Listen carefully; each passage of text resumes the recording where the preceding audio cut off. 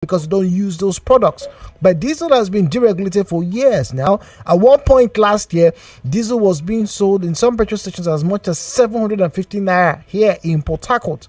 But let's come to the talking points right now for Nigeria and Nigerians, this issue of fuel subsidy and its removal. What exactly does the law say on issues like this? We do have the Petroleum Industry Act right now, and that should, as it were, give room or insight to what should be done. Mr. Jubilee. All right, thank you very much. The truth is that, first of all, the fuel subsidy issue is not essentially law.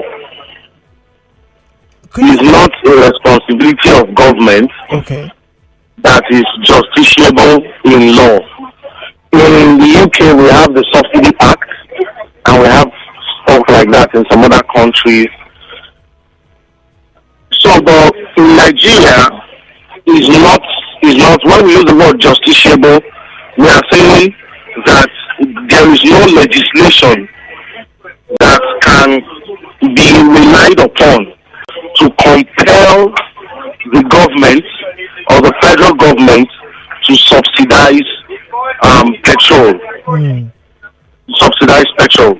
However, the Constitution, Chapter 2 of the Constitution of the Federal Republic of Nigeria, provides that the government will give what is called social amenities. Now, these social amenities will be contending for a long time that they should be made justiciable. We have what we call the fundamental rights. Those are in Chapter 4 of the Constitution. Those are justiciable rights. If a government official breaches your right to life, your right to liberty, your right to freedom of association, and all of that, you have a right to freedom of religion and all of that. You have a right to go to the court, and then of course freedom of religion is brought under freedom of association in terms of fundamental rights, although it's guaranteed by Section 10 of the Constitution. So you have a fundamental right, fundamentally that is non-negotiable, to go to court to say, hey, my rights have been infringed. You know, but then the provision of social amenities are called social rights. They are not exactly fundamental, but then there are what we call public interest litigations. There are things that have to do with public interest. The problem that is faced here is that we have to look at public interest, not public opinion. Public opinion is different from public interest. Okay. So the question that arises is the removal of the fuel subsidy in line with public interest? Does it weigh against public interest? And that is why the federal government has been doing a lot to say that, we have done this in order to say the more should go to a structural at this and that. We shouldn't be subsidizing petrol. We've even gone as far as trying to make comparison with other countries, which is not a nice place to go because a lot of countries, including the United States, don't subsidize petroleum production. So, but the issue is especially petrol fuel production.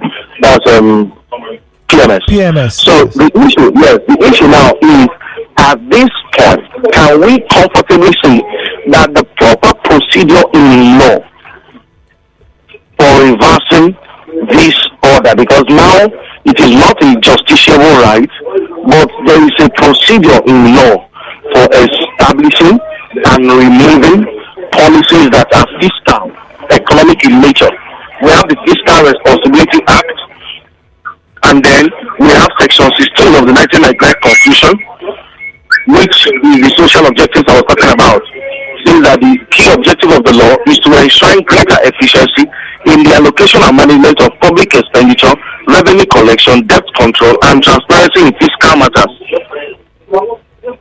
So the issue now is moving away from the subsidy. If somebody were to say, okay, whether it can be challenged or not be challenged, whether it's in public interest or not. The removal of the subsidy means that the budget leaves room for extra cash, quite a lot of extra money in the control of the executive, the federal government executive.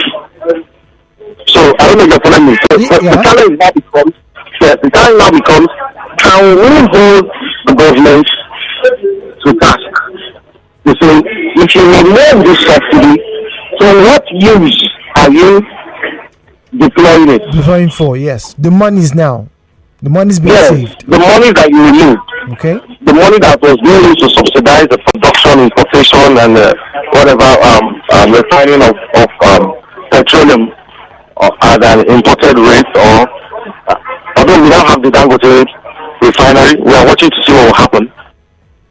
And from the legal point of view, can the government be held to book for what is done with that sum?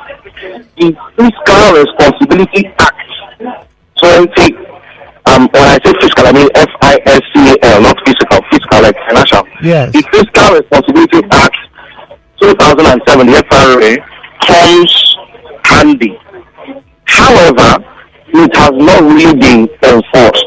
People haven't gone to court to say, hey, federal government, under the Fiscal Responsibility Act, you're supposed to do this with this money, and you're supposed to do that with that money, and you're supposed to account for the use of this and that. And that is why we have a budget. That is why the government is bound to publish in the Gazette the budget and all of that for accountability. But the issue is, instead of being all wedged up on the legality of the subsidy removal, which, like you pointed out, is a policy that had been put in place before this current administration came in, and like you said, the current administration only was announcing that. There are two things. One was the removal of the subsidy, the procedure for removal of the subsidy in line with the law. Was there the National Economic Council and then the Federal Executive, because most times we have the Federal Executive Council just take decisions. Was the National Economic Council comment? Although we know that members of that council are largely appointees of the president at each point in time, or the president at that time, or the president now. The issue is, was the proper procedure followed, and if that was followed, going forward, can we now say that the sum being reallocated from subsidy has been properly accounted for? If we had 200 billion for education, 50 billion for this, and 500 billion for that, and from last year to this year, the budget for all those vital areas, health, education, and all, remains the same. Ministry of Works, Infrastructure, and all of that. And there is no proof that the sums being deflated from the subsidy removal have now been deployed or redeployed. Then the government can be held to book under the Fiscal Responsibility Act, because I believe that this is the concern of many Nigerians. Many Nigerians are not exactly asked to stop the government from subsidy removal because they do not even feel that they can. But I think that many Nigerians are concerned about the deployment of the resources that are now being are no longer being deployed for subsidy. So these sums, because government revenue has not as it were reduced by any report. So these sums that in fact has rather increased. Oil prices are going up by the day, and we are fully into exportation of oil as a country. So these sums that are now being redeployed, let's use the word, I'll rather use the word redeployed. Are they now being properly deployed to these other aspects of governance and responsibility, fiscal responsibility of the federal government? Where that is not in view, then litigation can be raised. Public interest, and this one now becomes public interest, not public opinion. Public interest litigation is possible to challenge, because most of our people feel that the government is unchallengeable, the courts are this and that. But essentially, most times, like I said some time ago, it is following the law as it is. What we call technicalities is literally following the rigors of the law. When you are driving through some places in Abuja, you cannot turn at certain places. You know, GRA in Port Harcourt, there are places that are one way. Sure. So you cannot say that the person that has made those rules is trying to make driving difficult for you. No, all those things are put in place to create balance. Technicalities are not an attempt at creating difficulty. They are an attempt. And of course, the word technicalities is used in two terms. One, either in terms of proper use of terminology, that is, the proper procedure rather, should be used. Or when somebody is just trying to play difficult, the court can overlook proper procedure. But when a major issue is in contention, for instance, recent decisions of court on the qualifications of certain people to contest election, the issue now becomes, do you have the local standard? Have you done the right thing? So the removal of subsidy, I heard some people have gone to court. I'm not the judge, I cannot pronounce on it. But from my view as a lawyer, I think that what should be attacked, if anything, is not the removal of the subsidy, but the deployment of the funds. Because if the funds are actually deployed properly, the effect on other aspects will somehow cushion the effect of the new petrol prices. But when that is not done, then it is like somebody says, it's a lose-lose, not a win-win. It's a total loss for Nigerians. It's a double loss if that happens. So my persuasion is that under the Fiscal Responsibility Act, the government is fully responsible to account for, not secretly but openly. If you don't marry the provisions of the Fiscal Responsibility Act with the provisions of the Freedom of Information Act, because this particular government and the ruling party have consistently contended on the efficacy of the Freedom of Information Act before they got into power. And since they've been in power, the Freedom of Information Act, tell us what you are doing with this, Mr. Goodluck Jonathan. Tell us what now that they are in power, I believe that they should continue in that good example to say to Nigerians, now that we have removed this subsidy, this is where this 400 billion or how many billion that we have been using to subsidize, this is where it is going to. Is it going to the federal government reserves? Is it going to payment of salaries? Is it going to development of infrastructure? Is it going to the building of more universities? You cannot tell us that you are deploying that money to continue doing what you have always done. In that case, that means there is no advancement by that removal, and that will be a total breach of the Fiscal Responsibility Act. Unfortunately, however, there is yet no classic example of where the provisions of the Fiscal Responsibility Act have been taken to court to enforce, because the issue of local standard will always arise. Do you have the local standard to bring this action? So the local standard in this case for public interest litigation is called a petition. We have it happening all over the US. A petition where you have about 1 million Nigerians sign a petition to say we are in support of this suit. In some cases, when it is against an individual, it's called, or an individual company, it's called a class action, where everybody says so and so company has been defrauding us, so and so bank, we are tired of what they are doing. Now, when you take it against the government, it's like it's signing a petition. A lot of laws have been changed in the US and across the world by the signing of petitions.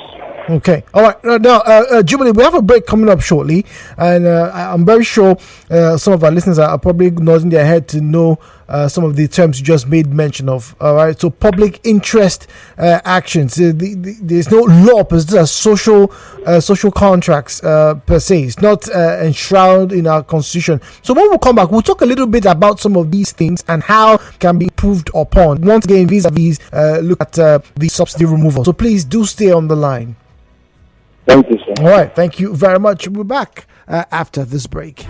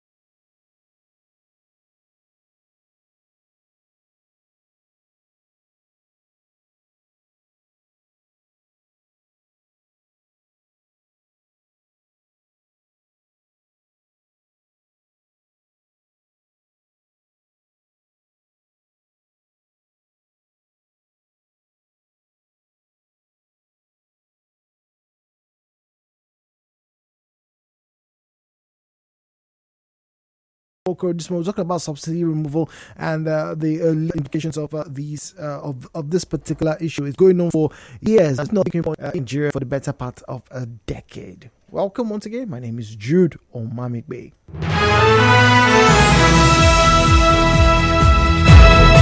All right, Mr. Jubilee, good morning, please. Good morning, Mr. Jude. Thank you once again for your patience. Now, I have a question for you, and I'd like for you to just help us, quickly run through it in a minute or two before we go on the headline news break. Now, this one here says, good morning, Jude. Please, can the lawyer tell me if it is right for the government to remove subsidy? I didn't quite understand what he said.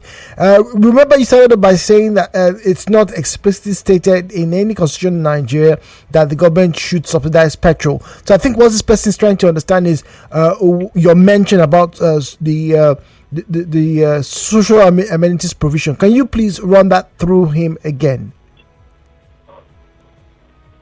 Okay, well, essentially the issue is that the provision of subsidy is a social amenity provided by the government. I was trying to say a whole lot within that time, so let me just dwell on this part now. The provision of subsidy is like the building of roads. It's like the provision of potable water in some places. Before now, we used to have government water. We have water resources. We have taps in our houses. I think everybody does boreholes now. I don't know when last I saw water supplied by the government. And then before now, we had NITEL. We had night posts. They are still there, but I'm not sure how much they are functioning. We had NEPA before the privatization of all of that. So the provision of amenities essentially is a government function. This is what people really contend for. This is what the populace is always like, government, and this is everywhere in the world actually. Even in the US, they have people that they even have indigent people that are on some form of social support. Okay. So I remember Biden announcing that they were going to pay some money to children for their school and for that to pay their parents for the kids and all that. So that exists. That exists. But the issue is that it is not a favor or it's not a justiciable right. I personally consider this from my constitution. The fact that social amenities are not just that you can sue for that thing. For not being present. Yes, Okay. if it's not done, you can enforce it through the justice system. That's what we mean by justiciable. For instance, there are non-justiciable contracts, there are justiciable agreements. There are things between husband and wife that you can't go to court to compel the other person to do. Alright? So those are not justiciable. But then there are business agreements, those are justiciable. If I say you come and clear this grass, you come and supply this, I'll pay you this, those are justiciable. So the fundamental rights in chapter 4 of the Constitution are justiciable. Nobody can arrest you for a civil wrong. Nobody can do this and that. Your liberty is protected. Your freedom of movement is protected. That is why a lawyer took the government to court some years ago. Sanitation actually took down life. For sanitation, he was prevented from moving on a sanitation bill. All right, Mr. Jude, we'll go on a quick break. Let's get the head news and we'll continue with our conversations, please. All right, thank you. Thank you very much.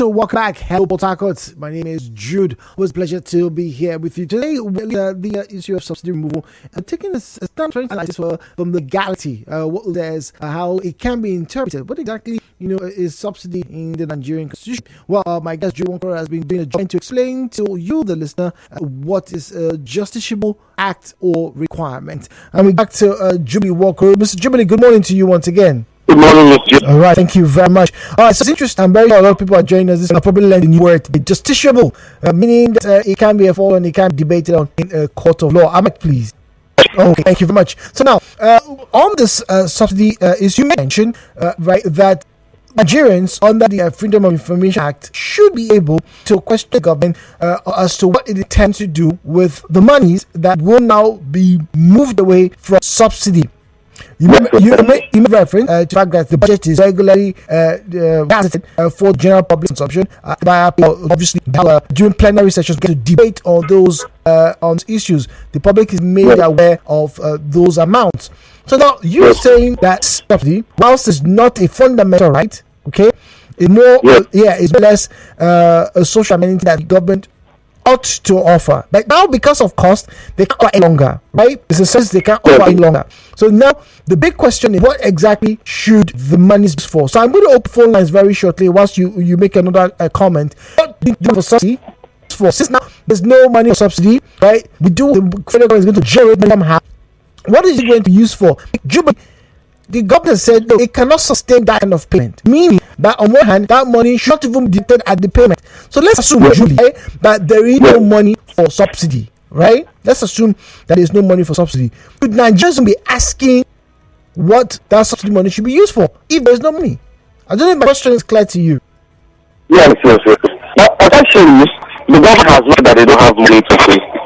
Only by what has been said either in the past or the present president or past problem. Minister of Finance or Petroleum, what they said that they do not consider the payment of civil interest of Nigeria's economy and its development.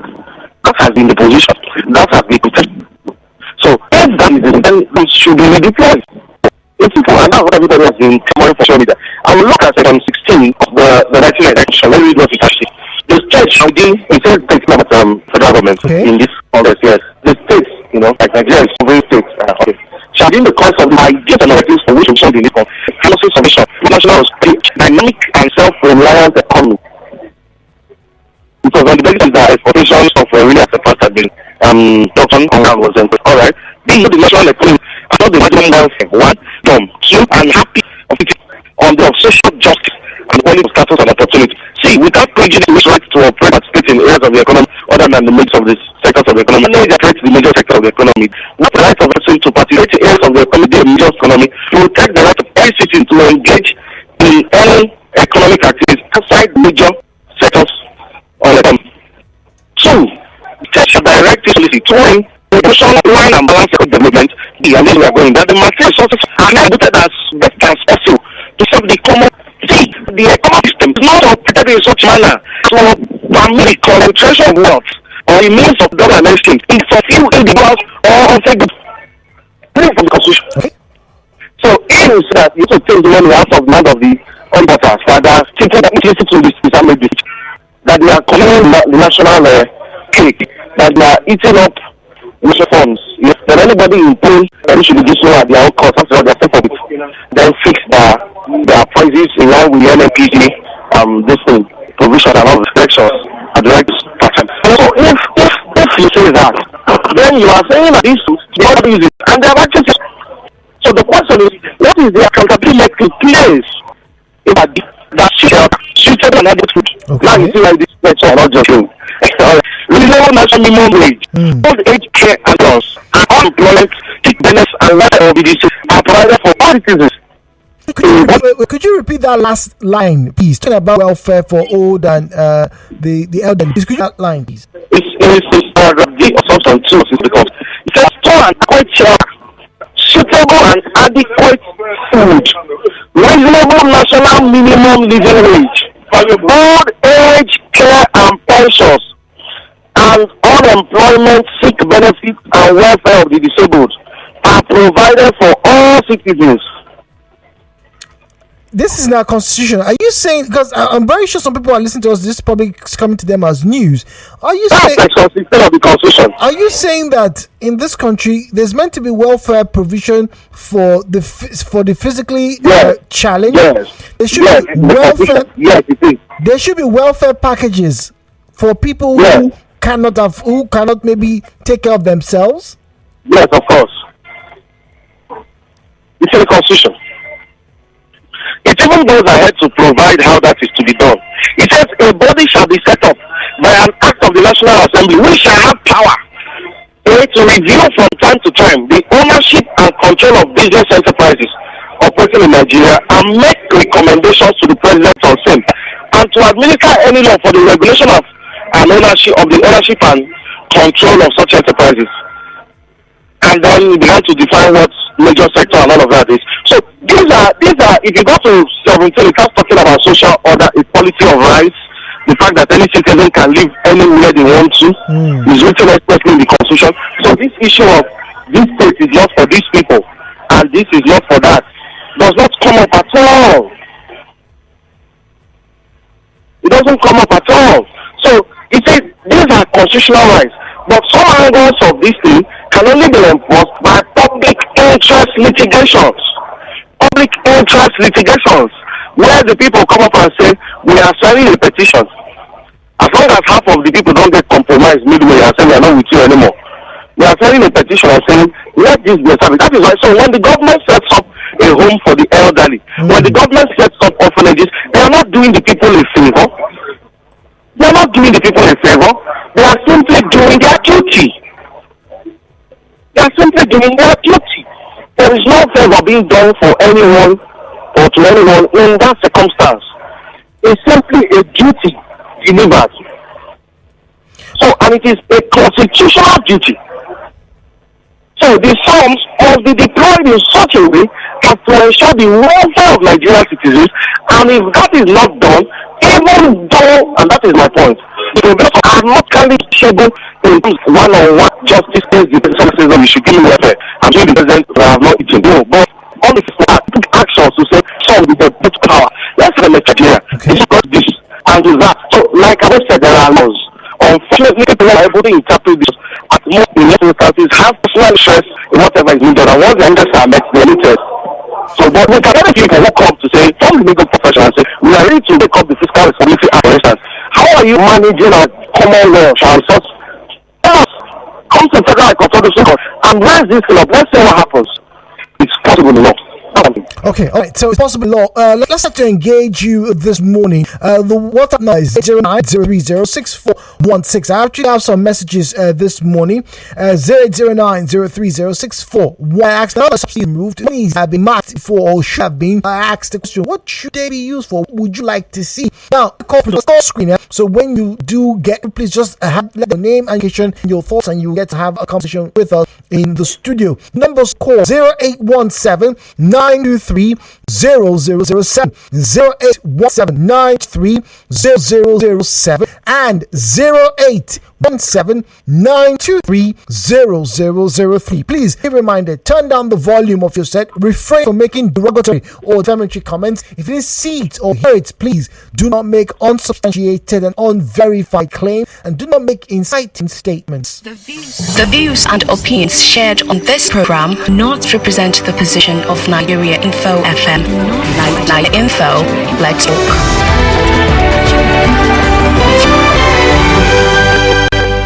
Well, someone here says that I'm just ashamed of this country. So shameful that a country as big as Nigeria has 4 refineries non-working, and just even the subsidy they've removed, the money will go into pockets of the cabals and won't use interest Nigerians. All right, this one here says the subsidy money should be used for the following. According to my emergency team, fix the refineries immediately for them to start refining our crude. Fix the main part of the East-West Road, particularly Element Junction. Builds different world-class specialist hospitals at the 6 geopolitical zones if conducive. Security-wise, to reduce medical tourism on Nigerians outside shores. Increase the minimum wage reasonably. ID in with that statement. Now, Jubilee, Mr. Jubilee, we're going to get us shortly, and also we're taking views on this matter. But now many Nigerians, as I just read, now how can they be sure the money is going to be used for something else? Remember, in the Buhari administration, there were some monies that were remitted, they were, as it were, stolen funds that were recovered, and then his government said they're going to use it for project A, B, C, and D, if you remember. So isn't that the same that should follow with the subsidy removal? That's exactly what I've been saying. That's exactly what I've been saying. And that appears to be concern of many years. So there is actually even a commission established, the Fiscal Responsibility Commission, established by an act of the National Assembly on the 30th day of July 2007.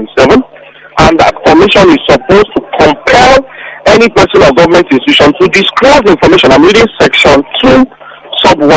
For the purpose of performing its functions under the Act, the Commission shall have power to compel any person or government institution to disclose information relating to public revenues and expenditure. Expenditure. And cause an investigation into whatever any person has violated, into whether any person has violated any provisions of this Act. If the Commission is satisfied that such a person has committed any punishable offence under this Act, the Commission shall forward a report of violated any of the provisions of this Act. The Commission shall forward a report of the investigation to the Attorney of the Federation for possible prosecution. So that is already in the laws. So there is that provision. But the thing is that people do not take up this situation. So you can, and this is a public, let me put it this way, this is a federal government agency. The Fiscal Responsibility Commission is a federal government agency. And pursuant to section 251, subsection 1, paragraph P, Q, and R of the 1999 Constitution, the law is expressed, very expressed, that the Federal High Court will have jurisdiction to compel any federal government agency to do what it ought to do, to carry out acts that are his responsibilities under law. Okay, so and to invalidate any wrong act it takes. Okay, all right. So I'm sorry, we had the caller Alalibo on the line there, but we had the disconnect there. Once again, please, the numbers to call 0817-923-0002. 0817-923-0003. We're talking about subsidy removal this morning, and we're talking about what the law says about petroleum issues, in particular looking at the subsidy removal. And I asked the question, so now the subsidy is gone, where do you want the monies to be channeled to? All right, where do you want the monies to be channeled to?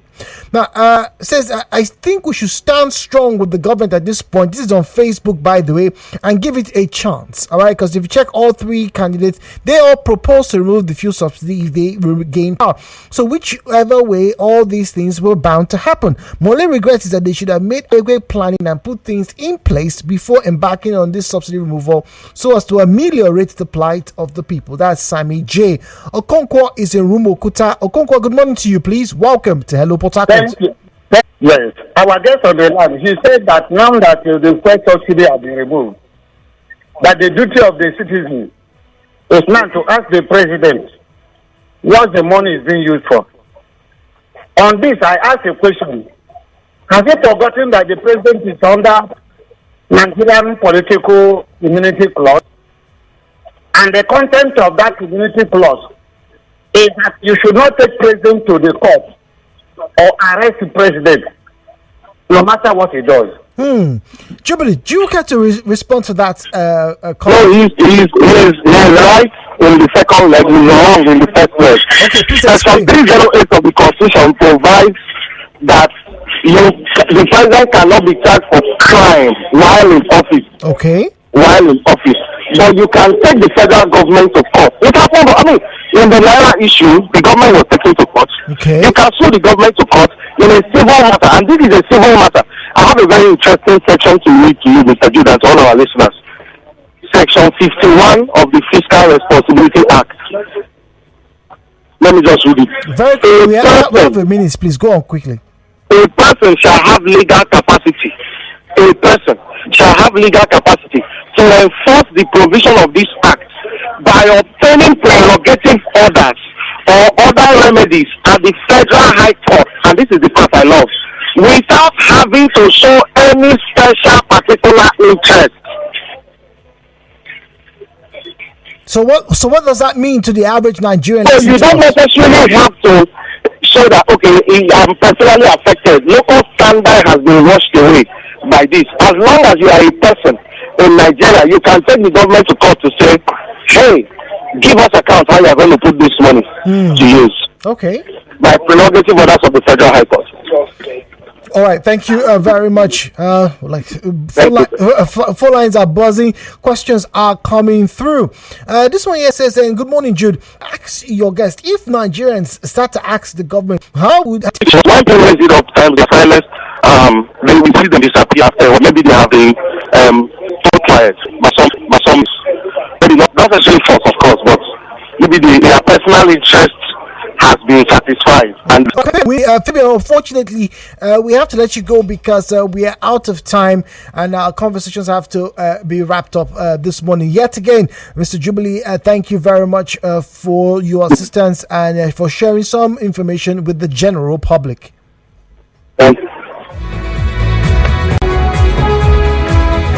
We take off with